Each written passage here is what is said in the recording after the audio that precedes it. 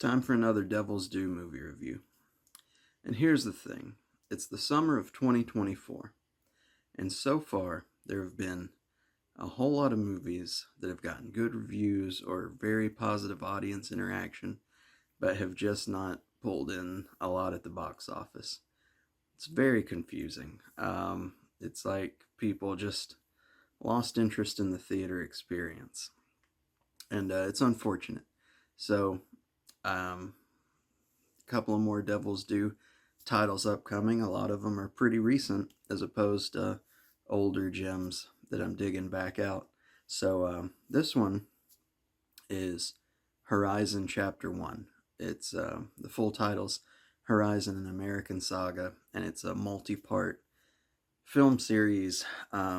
Mainly, uh, it's a Kevin Costner project. He seems to be the main guy behind it. So I took both my parents to see it. My dad likes westerns. I like westerns too. My mom likes Kevin Costner. Here's a little backstory on it before I get into the experience we had at the theater. Um, the Horizon American Saga film series is based on a story that Kevin Costner started working on all the way back in 1988. Chapters 1 and 2 have a budget of $100 million. And the story is that Kevin Costner himself put up $38 million of his own money to get this made because he believes in the project that passionately. There's also a story that he was in talks to get it produced through Disney and walked away from the deal because they were trying to give him a much lower production budget than he thought it needed. So obviously this is something he cares a lot about. And I had even read that he had a role specifically written for one of his children, and he really was feeling the pressure to get it made quickly before his son aged out of that role. $100 million budget. It's currently sitting at $17 million worldwide. It's been out probably 8-9 days at this point, and it doesn't seem like it's picking up steam. So it's on track to have a pretty dismal box office return so far. Maybe word of mouth will pick it up, but as of right now, it definitely qualifies based on the budget. But it also qualifies based on the critics' response to it. Rotten Tomatoes has a critic score of about 40%. If you look at the user score, though, it's around 71%.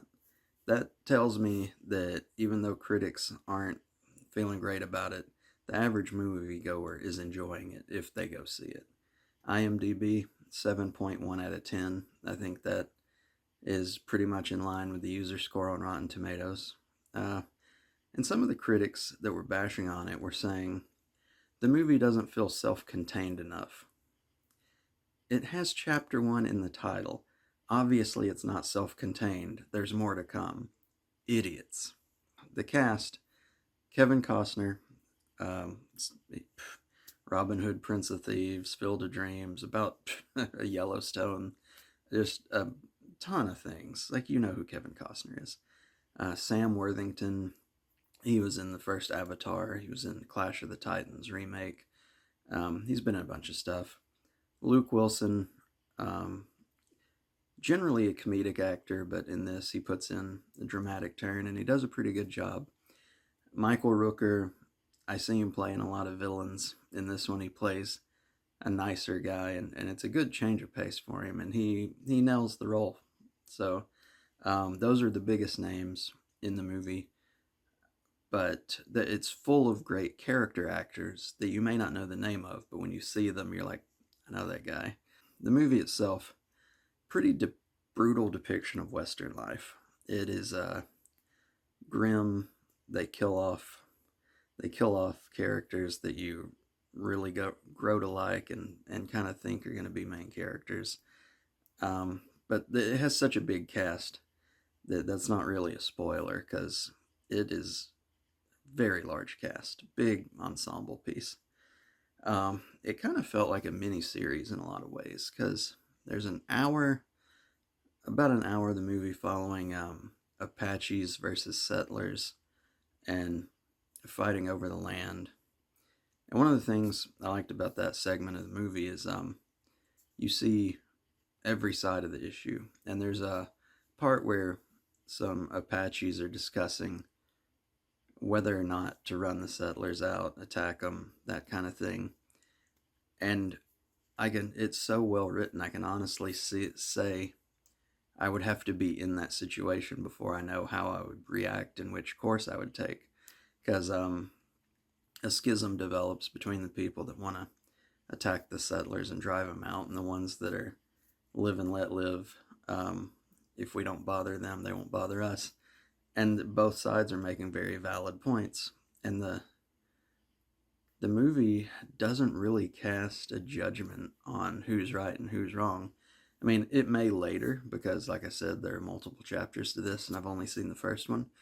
But as of right now, it seems pretty agnostic on that front. There's a scene, Sam Worthington plays a U.S. cavalry officer who rescues some people, and there's a really great scene of his acting I just want to throw out there, where this woman that he's rescued is talking to him, and he's worried that maybe he's been a little too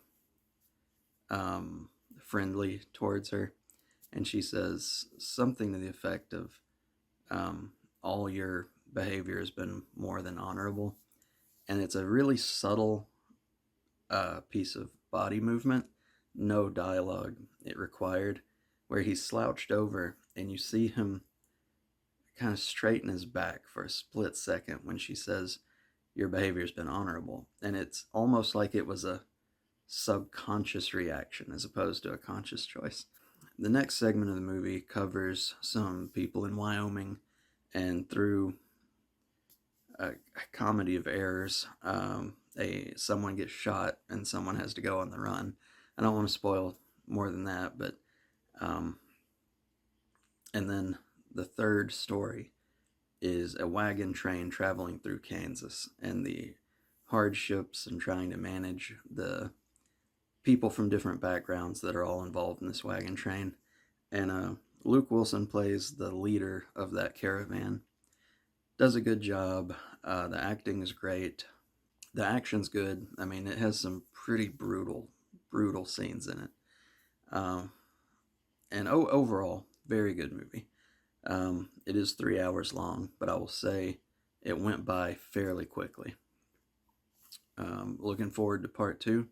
Definitely going to see that in the theater when it comes out. Now, as far as taking my parents to the theater, my mom's visually impaired.